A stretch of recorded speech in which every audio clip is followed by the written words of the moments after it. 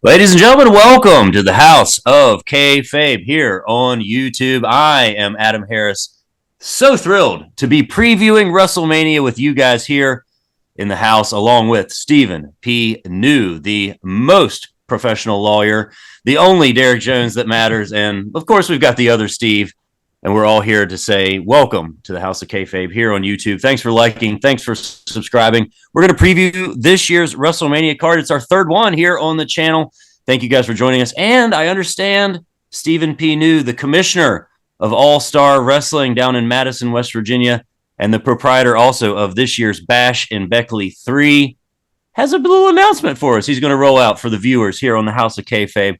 So, boys, let's get us started. It's WrestleMania season. It always gears up this time of year. Stephen P. New, are you excited for this year's WrestleMania? I am excited. I watched the show last night, Adam, which is the Go Home Raw prior to WrestleMania.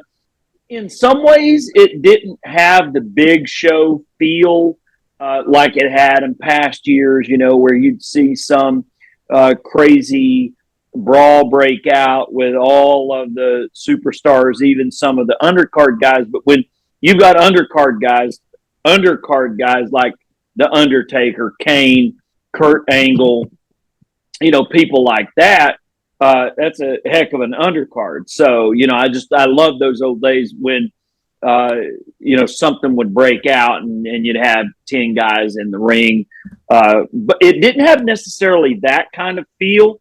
You got a guy in the main event wrestling enforcer, a guy whose sole purpose in Solo Sikoa was to try to injure Cody. And so, some of the angles were set up nicely on Raw.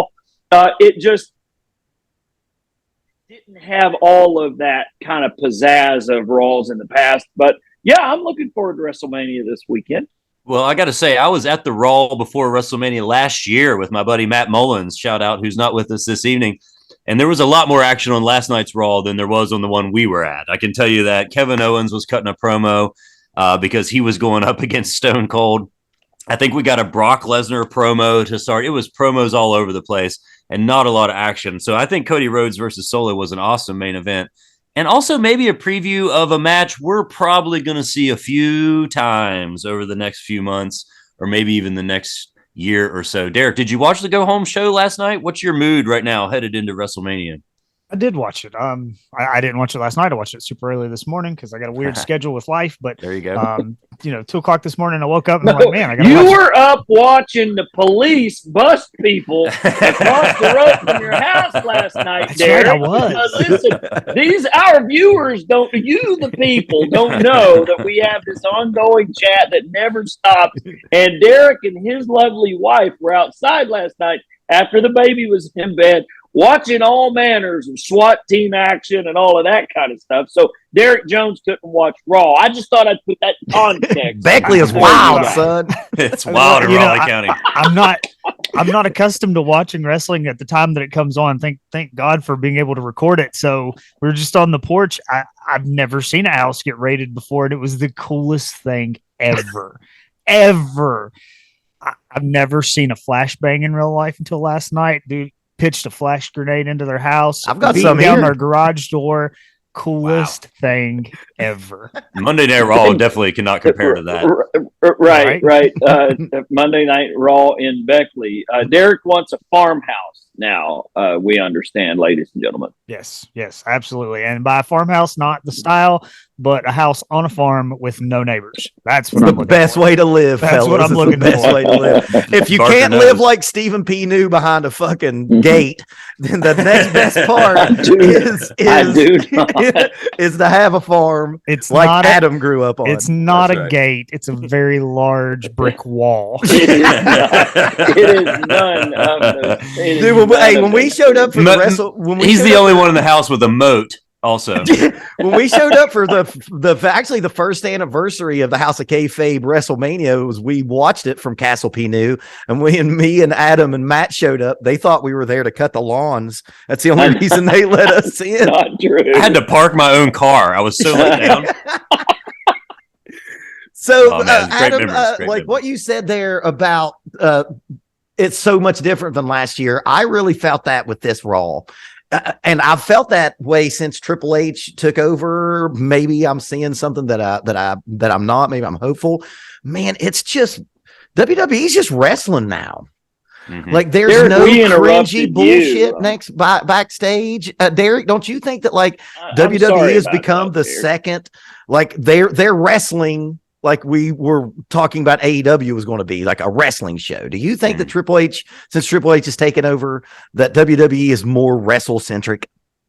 It absolutely is, and I hope they start to make reference to that because I've heard them drop the term pro wrestler a couple times since Triple H has taken over, and it's definitely more wrestling value. They still have a lot of entertainment mixed in. They still cut a lot of promos and have a lot of nonsense that goes along with it. But matches are getting longer. They're getting fewer matches on a night because they're getting longer. You don't have 15 5-minute matches and an hour and a half worth of promos on a card anymore, which is great. There's some matches they need to give a little more time to, some a little less time to. I know, Cody and Solo, they went 11 minutes last night. That it? That's it. But it felt like more because it wasn't a bunch of outside nonsense. It was a wrestling match that told a story. Till the end there. Till the very end. Right. Yeah. Well, but I mean, even the Usos and KO and Zayn were restricted to the ramp. Mm-hmm. You know, that when I saw the Usos come out and they actually got to the ring, I thought, oh man, this is going to devolve into a DQ and we're going to have 20 people in the ring, da da da da da. And then it didn't. We actually got a clean pin. May I add something to what Derek said there? Derek Jones, smartest wrestling guy that I know, just made me think of something. Guess what else we're not seeing so much this year when you compare WrestleMania in 2023 versus like the COVID WrestleMania or whatever, for instance. Notice how little you're hearing about a sponsor. WrestleMania this year, no Snickers, no M&M matches, Mountain Dew matches, or any of that kind of crap. No cinematic matches. Very interesting. And number three, whether it was Bad Bunny or Kid Rock or Limp Bizkit or whoever else, WrestleMania for a long time has been very much about who the featured musical artist is. If there is this year, I don't know who it is. And so, and the celebrities too, right? There's not like a Jenny McCarthy or Maria Menounos. Liberace. Yes, Liberace. Yep. Or Mark Wahlberg from NKOTB. That'd be Donnie. Adam Harris. That would be Donnie. Donnie, yes, your boy band straight there. Marky Mark, and Donnie. Mark was not going to be at WrestleMania. Right. So I mean, my point is, it has a little bit to Barker's point. It has a little bit more of a wrestling feel because of the absence of the sponsors, the celebrities, the song, and I loved Motorhead playing Triple H out that year that they did that. I saw Joan Jett play Ronda Rousey out in the Meadowlands, and I typically love that stuff. But this year just has a little bit of a different feel in that way to me. So to me, I always thought that if you were going to have a musical guest at a pay-per-view, that's what they should be there for, though. It should be your guy in the main event or that big themed match that's been a blood feud for a while, and you're going to play them out to the ring. To me, that would be perfectly fine. If Cody wants to have a live rendition of his music or, somebody – I don't know of anybody else that has good enough music to play it live. But if Shinsuke was on the card and he wanted to bring his violinist back out, like Gunther could have one of those. There'll be a choir, right, for probably the Rollins entrance. That would be great. Whoever did the Brood theme, that'd be cool. Would be awesome live. Yeah, that would be a cool entrance to see performed live. Yeah, for sure. So Steve, we're going to talk more about the main event. We're going to talk more about Edge and the Finn Balor and the Demon and Judgment Day. But we're going to run through the card here. I think the other Steve has it pulled up. Steve Barker. What do you want to talk about first? We've got apparently about 12 matches announced overall. it seems like a thin roster here. So night 1 is announced, and night 2 has the main event announced, and then everything else is to be determined. So I'm going to assume that the TBD is going to be the second night. First night, curtain jerking. Adam Harris, did you ever think you would live in a world post, I don't know, 2014, 13, where John Cena is wrestling the first match at WrestleMania versus John Cena Jr., Austin Theory? When you've had a couple of decades of experience like John Cena, just like Hulk Hogan used to go on before intermission, if I'm Cena, I'm saying, gentlemen, thank you for having me once again.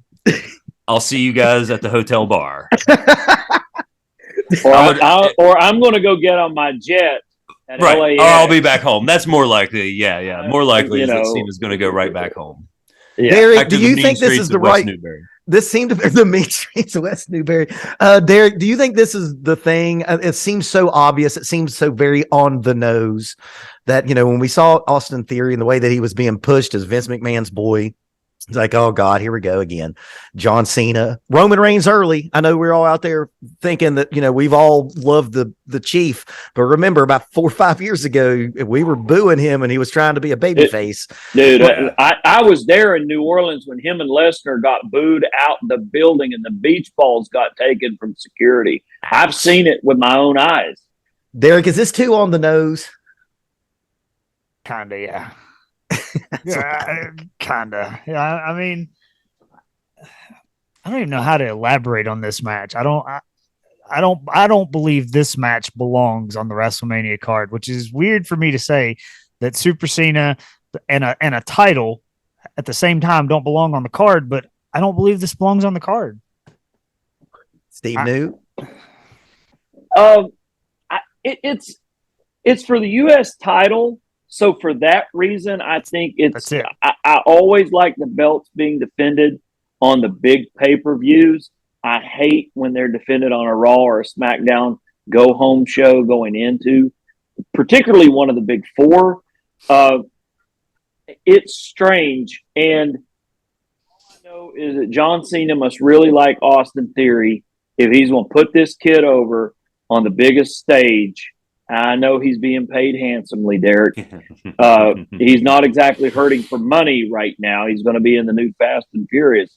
But for Cena, and I do believe that Cena cares about the business, and for him to sort of pass the torch to Austin Theory so that Austin Theory has on his resume a WrestleMania victory over John Cena, that means a lot.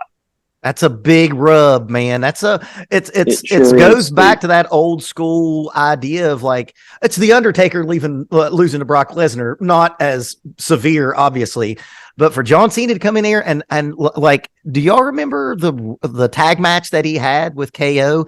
He wrestled for like 2 minutes. It's been a while since John Cena worked. Adam, I think we're going to see like a semi squash. You think Theory is going to squash Cena? Semi-squash. Okay. I think it's going to be quick. I don't think John Cena wants to fucking do a 30-minute match. I don't know if he can. Yeah, I was going to say, he's not known for exactly going long. He's known as for the 5 moves of doom. I could see him pulling out some move that's going to shock everybody, and that'll be on the replays. And yet, it's enough. It's not enough to overcome Austin Theory and get the win. Of course, Austin Theory could pull out any number of cheap tactics to get the win also and still come out, everybody looking just fine, and believe me, John Cena is not going to get stretchered out or anything here in this case. He's going to be made to look good at the end of the day. Am I bought into it fully? I don't know. I don't know about that. It does seem to me like Austin Theory is a future star. I feel like he is the next generation. And so, does this one win get him over though? No, it's one part of a very big puzzle, Yeah, that's why I said resume builder, Adam, because I don't think this is, unless they do something that we're all not used to, isn't the match that makes him, but it is a nice resume builder. It would be for anybody who is chosen to be the future of WWE. And just like when Chris Jericho beat The Rock and Steve Austin in the same night, we're going to hear it ad nauseum in the next Right. year with that Austin Theory is the man who beat John Cena. True. That's a good point. Yep. So our next match, this is the match that I think could be the one that disappoints, and here's why. This young man has already had no business being as great as he has been, and if he comes into WrestleMania and doesn't outdo his first 2 or 3 matches, Seth freaking Rollins versus Logan Paul has the ability to fall on its face if Logan Paul, and I see you, Derek, if Logan Paul don't come out and just blow the doors off. Derek Jones. Logan Paul could walk out to that ring, stand flat-footed in the middle of it, drunk, and it's still going to be a great match because his dance partner is potentially the greatest in-ring worker on television today. Okay, then. Adam, what do you think? Well, Derek's right. Seth Rollins could have an amazing match with the broom for sure. I hope that Logan Paul doesn't come out Jeff Hardy style and to try to have a competitive match. Sorry, Jeff. I feel like this will be a spectacle that it needs to be. It'll probably be a spot fest. I don't know. I think I'm ready to be pleasantly surprised by this. Logan Paul has surprised me each and every time he's gone to the ring with all his promos. I love that he's owning the heel thing. He does not need to be loved. He's fine with just being the hated prick in the situation, and it's the perfect foil for Seth Rollins. I hope it turns out good. Quite honestly, depends on where it falls and what night. I guess this is night 1. Mm-hmm. This might be when I venture out to the restroom. Ouch. Any over under on whether Seth Rollins injures Logan Paul like he did Sting and ouch. Balor. Ouch. I'm not going near that. Anybody want to take a bet? Logan Paul is larger than Seth Rollins. He's heavier, and Seth Rollins has proven with someone as small as Finn Balor, he may just injure them. So I'm concerned about Logan Paul's health and the ability to walk out of the ring after the match. I don't know about that. I'm not too worried about that. I'm worried more about Logan Paul because like this man, when he came out and last year, right, we talked about it at WrestleMania and we were like, fuck this guy. We fucking hate this dude. All the children in our lives, I'm a teacher, so they all worship this fucking heinous human being in real life. Look up what he did in the Japanese Suicide Force if you want to know what I'm talking about. But he has made a believer of the whole wrestling commentary community, including the biggest curmudgeon of them all, Jim Cornette, who fucking hates everything, has been impressed by Logan Paul. So if he doesn't come out, at least for me, I think, if he doesn't come out and outdo, his last match was Roman Reigns, and that was a fucking great match. It has to be that good, or it's a letdown, right? Who goes over? This is what I want to know. Who goes over? Who's getting the 1, 2, 3? Derek? Logan Paul. Seth Rollins doesn't win matches anymore. He does. And he doesn't have to because the people will sing. He's selling merch. Yep. He's on fire right now. He really is on fire. So he's the best utility tool in the WWE. He doesn't have to win. Doesn't have to win a single match because his character that the fans have gravitated towards now is based on personality alone. He could never step foot in the ring again, and people would still sing that song coming out to the ring. Isn't it interesting that as a guy from Iowa, I never thought Seth Rollins had any personality until he developed this sort of cross between the Joker and the Macho Man persona, and he's really kind of, refined it. And I'm wondering if this isn't just Seth Rollins on 11, is this truly who he is turned on 11? And I have to believe that as sincerely as he's coming across now, as this crazy half macho man, half Joker type character. But this is really who he is. I believe it is, because most of the time that's when people get over. He had the constraints of the Shield character for so long, and then the constraints of the corporate puppet for so long, and then they removed the constraints for a time period to allow him to develop something, and all he did was be himself. Well, and then he had the other guys when he was feuding with Ray and Dominic during Buddy Murphy, COVID, Buddy Murphy, and the Apostle and all of that, and he was the whatever the Monday Night Messiah. Yeah, hell yes. He didn't get Monday Night Messiah over, but this crazy thing, it's over. I think it works like heel and baby though, right? Like, I mean, it can be over with the crowd, but also it can be annoying as hell. He can grate on your nerves in all the right ways, man. Seth Rollins is a genius. And you know what? Derek said something that made me think about, Seth Rollins, he might be a great, he could be a great authority figure. He could be a great, in the long run, after he hangs it up, when he takes the boots off, this guy could be a perfect general manager, a perfect authority figure that I think Seth Rollins is going to be in the WWE for a long, long time to come. He's wonderful. Those glasses last night were so fucking over with me. Okay, so the Elton John glasses. That's so good. I love it. That's wrestling, man. Wrestling's supposed to Liberace, be that. You said it earlier. Liberace. Yeah. So now we're getting into the Attitude Era nostalgia pop, and we have a 6-way. We have a trios match with Trish Stratus, Lita, and Becky Lynch versus the national treasure that is Bayley, Dakota Kai, and Io Sky, Damage Control. Adam, you are the resident female wrestler. Mark, I think you have the most highest regards for it. I love a lot of it, and I don't like a lot of it. What do you think about this? This is how good Bayley is in her current characters. Oh I had 0 Bayley cards before Damage Control, and at this point in my life, I've gone crazy. I've got all the Bayley cards that I can get my hands on because she is a national treasure. You said it best. She should be protected at all costs. She's a national treasure. She's single-handedly keeping this thing alive. Let's be honest. Definitely. She is an excellent worker. She's of the Seth Rollins era for me. Like, she's of that level as far as the women's division goes. Can have a great match with anybody. Will get a promo over.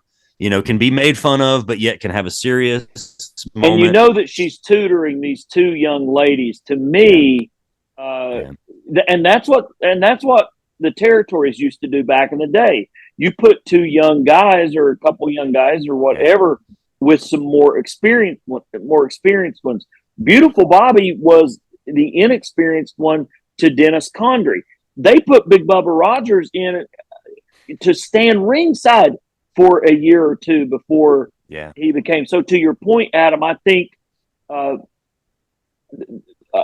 Shirai and Dakota Kai, they're learning from up close and personal with great female wrestler. They really are. Mr. Wrestling 2 picking up Magnum TA back in the day, and teaching him the $1 million knee lift. I knew that would get Steve to smile. Like, you can see him right now. Look at young Steve smiling right now. He was on the first house show I ever watched in June of '82, by the way. But it's a tale as old as time. That's right, absolutely. And I will say, I watched an interview with, I don't watch all of them, but the Ariel Helwani interview with Bayley, because I'm such a Bayley mark right now. And she mentioned, like, her dream for WrestleMania would be to have a big match with her faction, that also involves some of the legends, some of the people who can still go. And right here we are. We've got Trish, we've got Lita, and Becky Lynch, enough to carry those other 2 for whatever coverage they need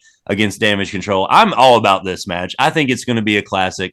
Some of my favorite matches this year have been Bayley, including at Clash in the Castle when they were chanting for her and she wouldn't give it to them. I mean, she maintained a heel persona throughout that whole match. I think that might have been when I totally crossed over into Bailey fandom, and I agree that finally she is a national treasure.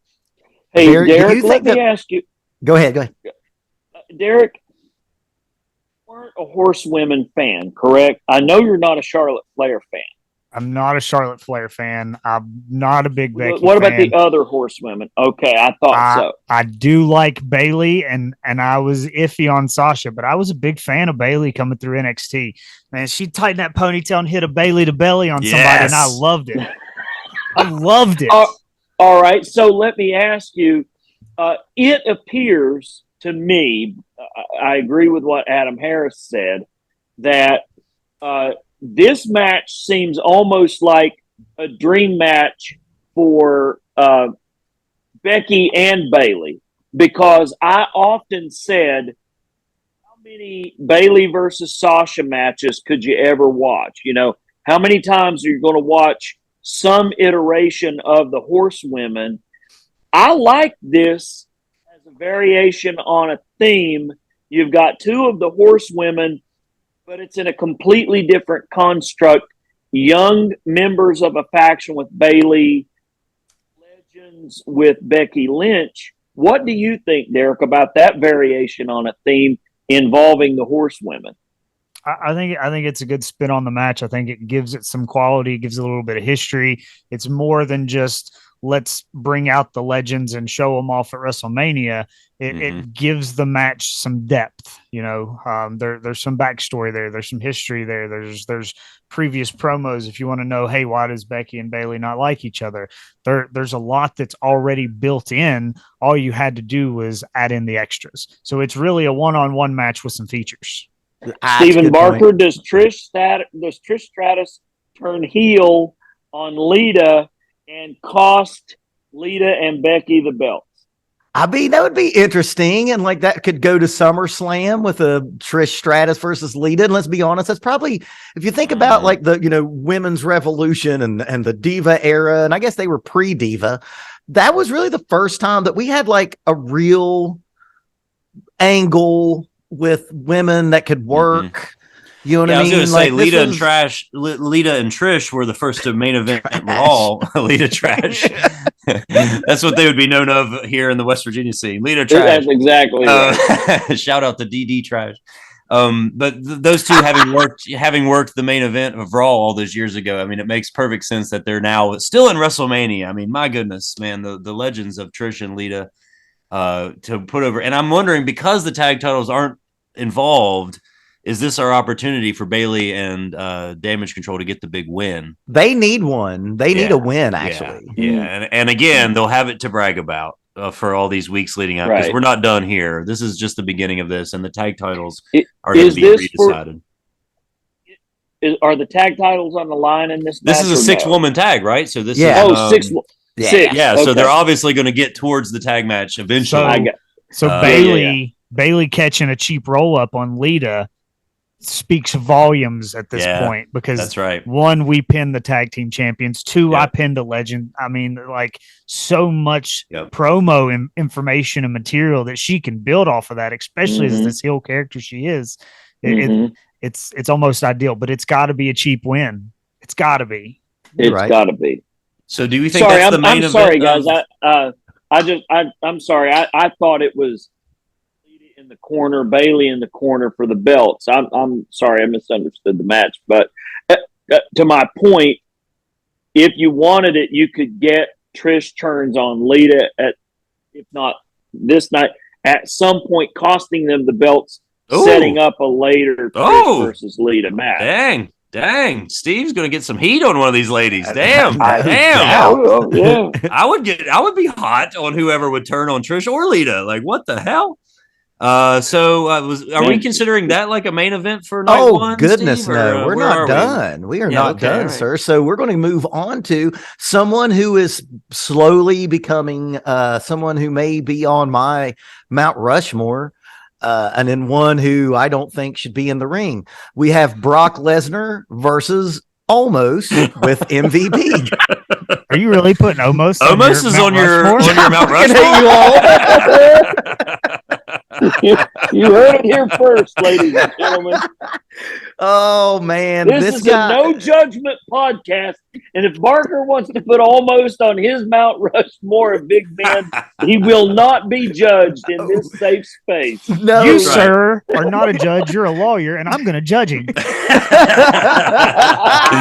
Derek said, "Speak for yourself." That's right. Derek, I want to know what you think, and I know you are, of course, where Adam is our resident female wrestling expert. You are, of course, our resident AEW wrestling expert, and all around kind of like indie genius.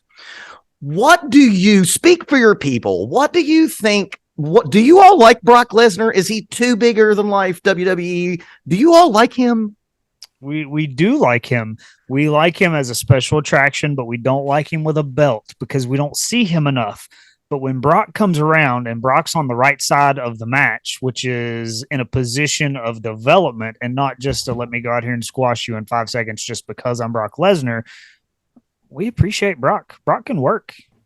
I think his selling is some of the most underrated. I know I've talked about this match a few times on other podcasts, but go back and watch Brock versus Samoa Joe, and he gave Samoa Joe the first like 6 minutes and made Samoa Joe look like he can kick the shit out of Brock Lesnar. Go watch Brock and AJ. Brock and AJ was a great match on both sides of the coin. And I think Brock and Angle. I mean, fucking Brock loved making Kurt Angle look good. You know, I mean, that's the thing. I think everybody, I can agree that Brock doesn't get as much credit for his ability to put people over without, like I said, he can sell, man. He's a great salesman, man. He really is. And you think about the Beast incarnate and all of that kind of stuff and taking people to Suplex City. And I also love Farmer Brock. And guys, you got to remember, 21, 22 years ago, Brock Lesnar was driving the ring truck for OVW and learning from Jim Cornette how to do all of this stuff. And it's evident in this work right now that Cornette and Heyman have had a tremendous influence on what Brock Lesnar does in the ring. And if you don't believe that, just watch some of these great matches that Adam and Steve and Derek just told you about, because you can see that he learned under the learning tree of Paul Heyman and Jim Cornette. It shows in his work, and he's 42 years old right now or something. I think he's older than that. Even in his younger days, if you want to see something impressive, go watch a couple of his tag matches from OVW with Brock Lesnar and Shelton Benjamin. Oh, shit. I wish that would have been reincarnated in WWE. I can't believe they didn't do that. I can't believe those guys were so fluid together because they've got this amateur background. Like they knew how to bring that into the match and really work it. And it was money. It was so good. Yeah. So tell me your favorite almost match, Derek. Mine was on Raw Underground. No, stop. Raw Underground. Where he watched the door. Wasn't he the door guy, or was that Dabba-Kato? I can't remember. I mean, it's hard for me to not like an AJ match. I'm sure he was like a partner with AJ at some point. Like, he had to do a tag match at some point at time with AJ. He was a good heater for AJ. They fought, right? Yeah, I mean, AJ was one of the first. My favorite match of Almost will be his last one. That's my favorite Almost match, is his last one. Oh, this is terrible. We know that this is a byproduct of Brock Lesnar protecting himself because they wanted him to work with Bray Wyatt, and we now are getting some little snippets of rumor and innuendo that Bray Wyatt wanted Brock Lesnar to completely beat the dog shit out of him for like 15 minutes and then create a new character that would rise from like a phoenix from the beatdown that Brock Lesnar would give him. That is, if you believe what you read on the internet, that's what was supposed to happen. And Brock Lesnar, who does have a modicum of character, what do you call it? Creative control. He put the kibosh on that, and this was kind of a quickie thing that was thrown together. So, Adam, are you excited to see Almost and Brock Lesnar? Well, I think this is how Cena gets on first. You can't go with this match first, and Brock, would want to go first, but they're like, no, Brock, we can't this time. Brock's going to want to so- get back to the farm quickly. So this is going to be like the restroom break again. This is going to be somewhere in the middle of the show where it's like long enough with the entrances and the package and everything. Actually, I kind of hope there might be some hurt business stuff that goes on that might make this match more memorable than what any of us think it's going to be. I think there could be, maybe it's Shelton and Alexander that come back, or maybe it's even more than that. I don't know. I'm banking on MVP for this match. That's a good point. I didn't even think about that. And I know this is something that we all agree on because this is back when we were just in podcast form and not on YouTube when the Hurt Business was just together. I think we all loved it. This was one of the things, this was kind of one of the first things that we all agreed on, that we all loved it. Going back to the Bray Wyatt issue, why does Bray have to keep having so many character resets? Was it the character reset with the chair shots by Seth Rollins? There was the character reset with the being set on fire by Randy Orton. So, I mean, just take that character and do whatever you're going to do with it. If you're going to bring Howdy Doody in, bring Howdy Doody in.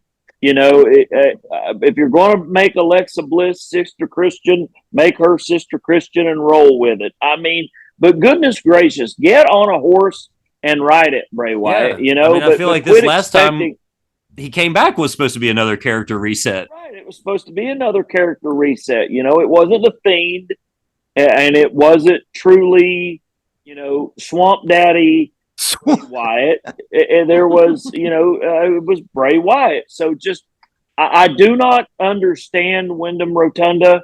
I don't. Our friends Brian Last and Jim Cornette have talked about this.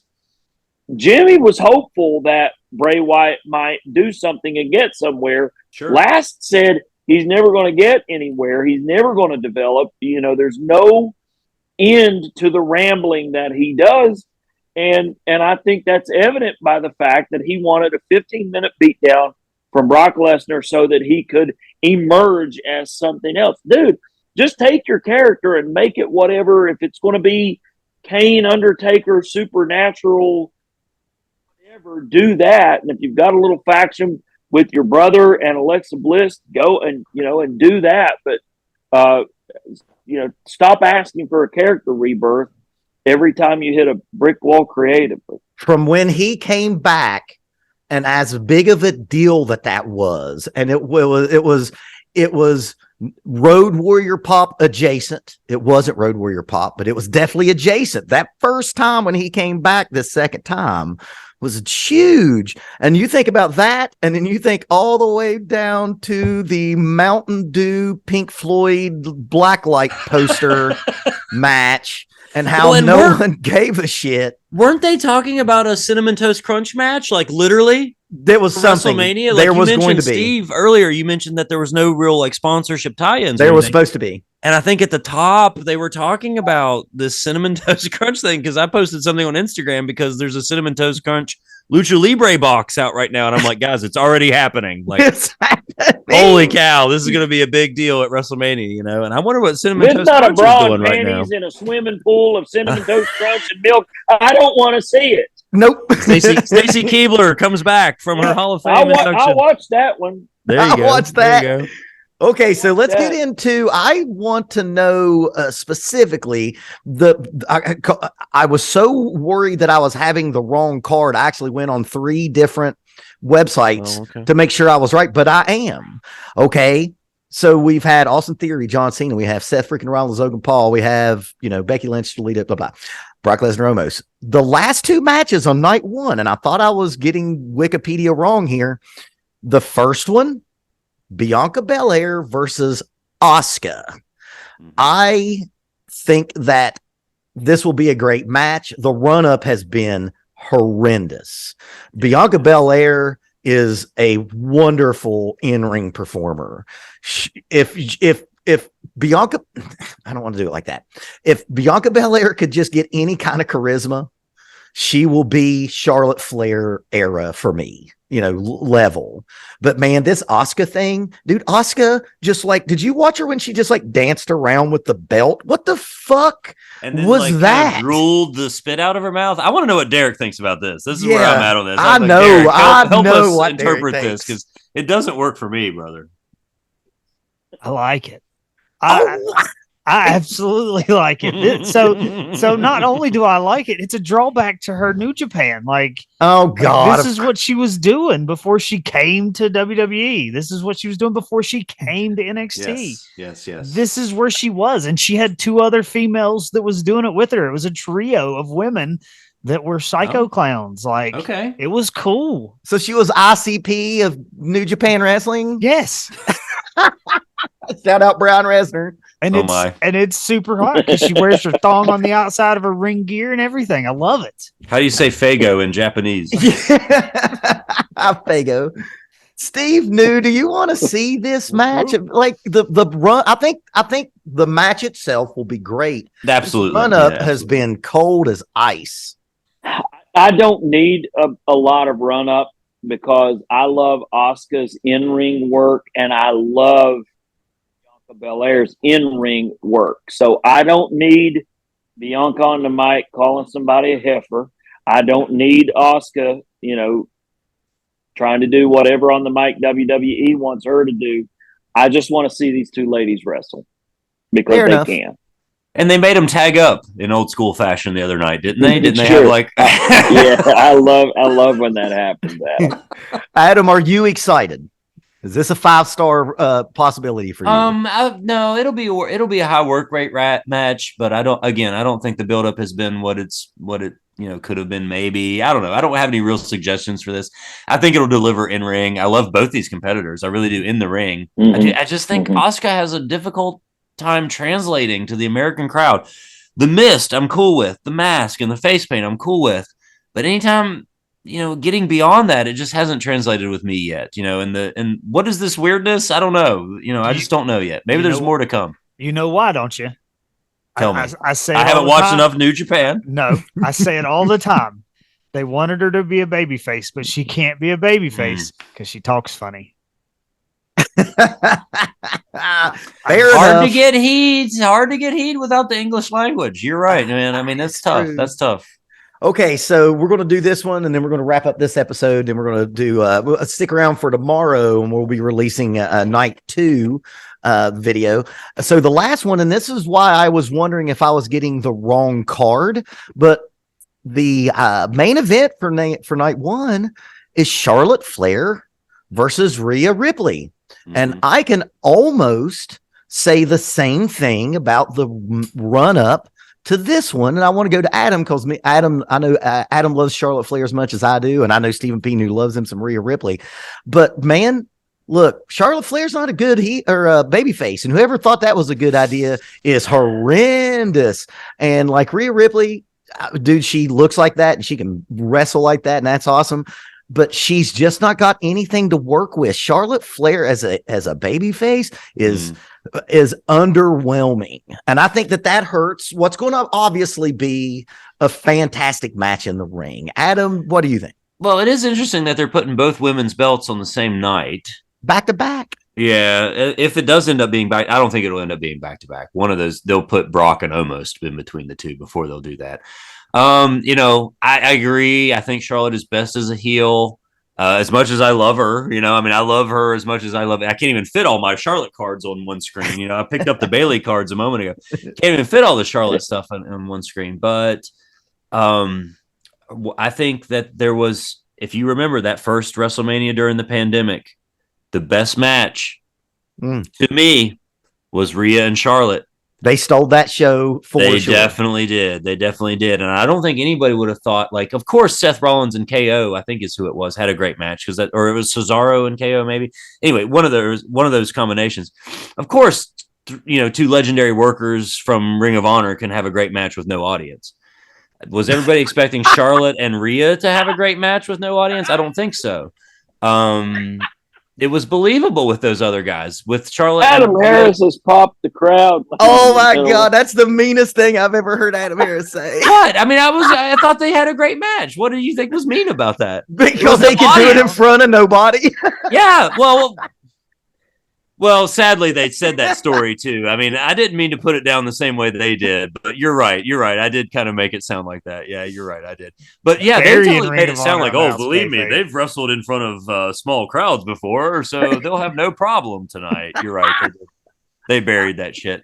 But I expected that to be a good match. I literally did. I thought, of course, these guys are going to know what the fuck to do with no crowd. They'll know what to do. Yeah. The women I wasn't so sure about. And Charlotte and Rhea had one of the best matches of the whole weekend. Mm. I think everybody would agree with that. Actually, if you finally just now getting the rematch. And so whoever comes out on top, I think this is going to be one of the feuds for the ages. To do some like history of House of Kayfabe that we've been around that long. If you go back and it's just on Apple podcast, because we were just audio back then, I'm almost for certain that everyone on our WrestleMania review from Steven News, no, it was the second one, the second year we had House of Kayfabe, we all said that Charlotte versus Rhea was the best match of that WrestleMania. And that was I think they were night one as well. My problem with this, man, Derek, I know you're ready for this. Charlotte's just not a babyface. Look at her. How can she look like that and be Cody Rhodes? And it can't happen. Derek, go ahead. So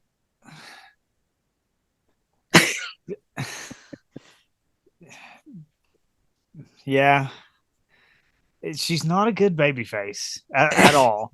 At all. But the only way to do this would be to ruin the rest of the story for Rhea Ripley, because she's part of the Judgment Day. That's a heel faction. So she can't come into this match as the babyface. So Charlotte has to be the babyface. But Flairs aren't meant to be babyfaces. They're just not. That last name alone brings enough industry heat that people just want to dislike them because it's what you're supposed to do because they're so good at being heels. She's trying to be Charlotte Steamboat, and it's just not fucking working. Yeah. Now, Steve, she's a better face right now than in prior times WWE has tried to make her a face. Maybe, I guess. So. She's a better, but she's still not hitting the mark. And I think even when Flair was a babyface, it was because we loved that version. It was the same guy, just he was over with us. And I think the same with Charlotte. Like, I want to love her because she is undefeated. She is 16 times or however many times. 14, I think. Yeah, that's been the biggest problem with this. I know it's going to be a great match. It's obviously going to be.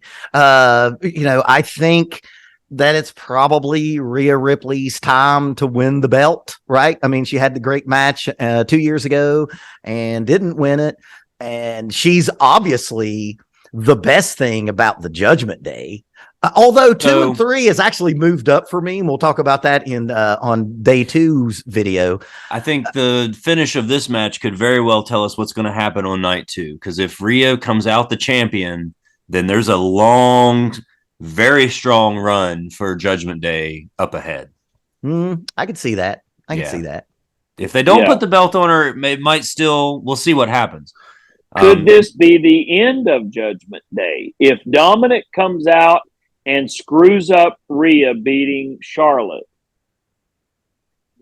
Rhea comes out, screws up Dominic beating Ray the next night. I love to watch factions implode. I love that if you had that kind of stuff go on. Anyway, that kind of thing could also take a few more months. Also, they could do it now, or they could have a nice strong run with Rhea on top. Yeah. Or tease it. Yep. You could tease it if you didn't want. 14-time champion is a 13-time loser, and they love to job Charlotte out on the big shows, WrestleMania, and it wouldn't shock me at all Would it you, Derek Jones, to see Charlotte job to Rhea Ripley on the main event of Mania? No, because the only way you're going to have Charlotte Flair become 16-time women's world champion next year at WrestleMania is for her to lose. She's got to lose it 2 more times. right. Got to lose. Yeah. And to me, that when they referenced her being the 14-time world champion on Raw during the package, that's what the only thing I could think of is a year from now she'll be crowned. Like, she won't go into Mania the champion, but she'll go into Mania. She will lose to Rhea. She'll win. Whoever probably wins on SmackDown, Raw.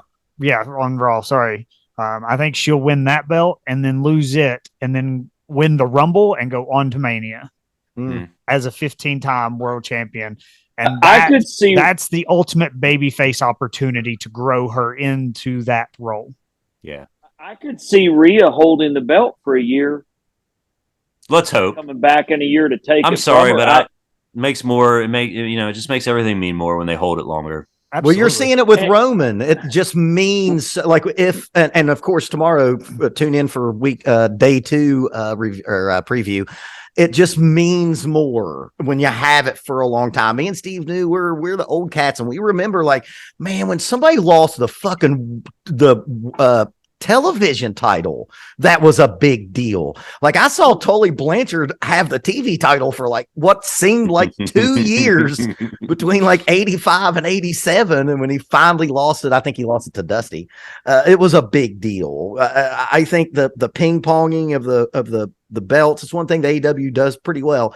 It doesn't mean as much if it's just ping ponged all the time. You know what I mean? Mm-hmm. So wrap us up there, Adam. We say that, but in like 2002, there were 9 world champions for WWE? Yeah, exactly. Yeah, those are not great nights. Yeah, Jericho, The Rock, Stone Cold, Triple H, Kane. Could be, yeah, that's Angle. right. Yeah, that's right. Yeah, I mean, Mick Foley. Yeah, there were 9 Hall of Famers that held the belt in 2002. It's true. Dolph Ziggler is a former world champion, fellas. I would say both Charlotte and Rhea are future Hall of Famers for night. sure. Yeah, for sure. Dolph Ziggler looked good last night. He took that butt whooping. Because he always does. yeah. What are you talking about? Dolph always looks good. He's the best. Even when he's getting abused. He was fantastic last night. I loved seeing Dolph Ziggler. Dolph Ziggler was a meme between me and my ex-girlfriend. She would watch wrestling with me, and she would notice that he sells so kind of, let's be honest, he oversells, right? And so my ex-girlfriend, if like I overreacted over something, she'd be like, "Are you Ziggling it right now? Are you?" And I was like, shit, yeah, I probably am. Yeah, you a little Shakespeare. Yeah, You that's got me. right. Yeah. So Yeah. wrap All right, us up, Adam Harris. We're wrapping up for night 1 of WrestleMania and our predictions here on the House of Kayfabe. We are here with the other Steve, the only Derek Jones that matters, and Stephen P. New. I'm Adam Harris. We're going to sign off, come back, and catch us for night 2 predictions here on YouTube at the House of Kayfabe.